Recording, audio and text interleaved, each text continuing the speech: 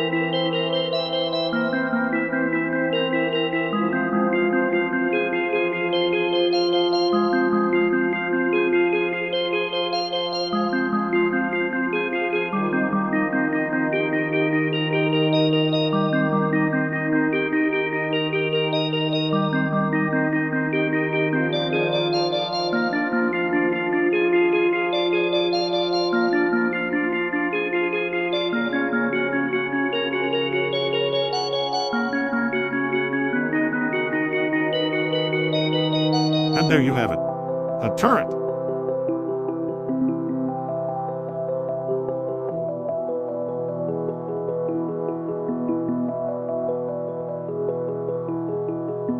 I mean, look at it. Beautiful.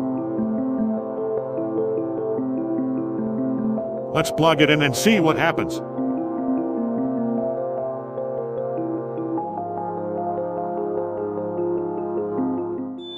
Hello. Good night. Cave Johnson, we're done here.